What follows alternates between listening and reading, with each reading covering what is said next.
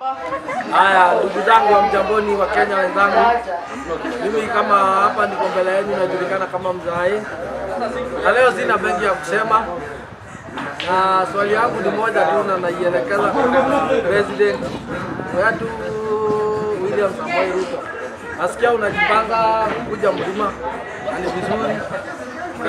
Mlima ni Kenya, ni wewe kiongozi wa Kenya, sawa? Lakini password ya kuingia mlima sijui kama unajua, hiyo hauna, kwa sababu password ya kuingia mlima ni Gachagua. Unaona, wenye mlikuwa na yeye mkifanya campaign mkisema ni mtu mzuri, mnataka kufanya na yeye kazi pamoja, hatujui kuliendaje, ukaidhinisha mpaka wewe mwenyewe ukasimama kidete atolewe kwa mamlaka. Tulimchagua vile tulikuchagua, na mpaka wa leo kutoka aimpichiwe au haijazungumza kitu yote kumhusu, na alikuwa ndugu yako na wewe ulikuwa ndugu yake. Alikupatia mabega mabawa ya kushikilia ili ukalie hiyo kiti, maana kama sio mlima haungepata kupata hiyo kiti, kwa sababu ulikuja na Gachagua kwa mlima na akaongea na sisi na ni mtoto wetu, na tukakubali kuchagua kama kiongozi wa taifa, uendeshe hii taifa na yeye. Sasa sijui venye ilikuja ukapinduka, ule mwenye alikubeba kwa mabawa yake ukachukua mwenye alikuwa anakukashi kwa upinzani, kwa sababu baba naye alikuwa kwa Azimio na nyinyi mlikuwa kwa UDA. So hatujui ile kitu ilifanya mukatoa hude, wewe ukaidhinisha atolewe, ukasimama atolewe, ukatumia vitu zote zenye ulikuwa unajua ili atolewe kwa madaraka.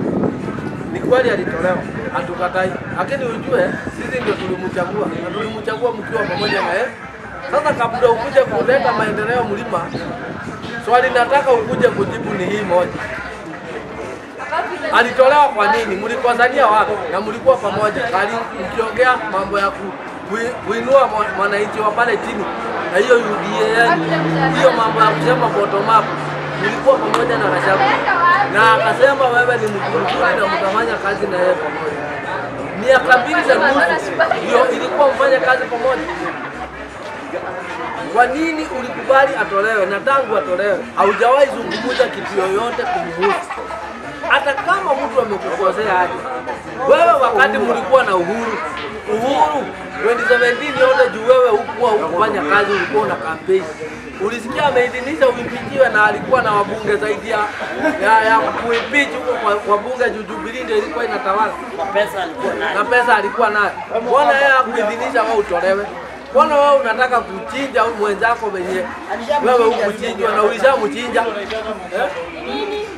Na unasemanga wewe ni mtu unajua Mungu, haujui Mungu, kwa sababu hata Biblia inasema huwezi lipa uzuri na ubaya.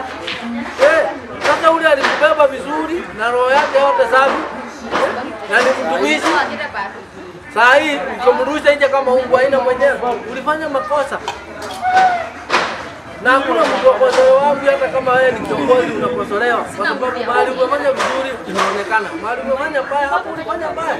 Ule mwenye alikuwa advise kutoa Gachagua kuimpite Gachagua alikukosea sana. Juu hata saa hii mambo venye inaenda haingekuwa imefika. Juu ungekuwa na ndugu atakuelekeza, yeye alikwambia ukweli. Wale wenye mko nao hapo wanakuzungukia ni makonma, ndio wanakudanganya. Hata Sirazi alikwambia huko kwao, wenye wanakuzungukia hapo ndio wanakudanganya, na wewe unafuata wenye wanakuambia na unajua ni uongo. Wewe fanya hivi, password ya kuingia mlima ni Gachagua, mkuje na yeye mkiwa mmeandamana. Na najua haiwezekani. Kwa hivyo hata mlipo ukikuja, wewe kuja tu, lakini hakuna mtu atakusikiza. Utakuja na urudi. Na hizo kura utapata. Hata ukifanya aje ama ufanye aje. Mlima isha kutoka. Yangu ni hiyo tu, imeisha.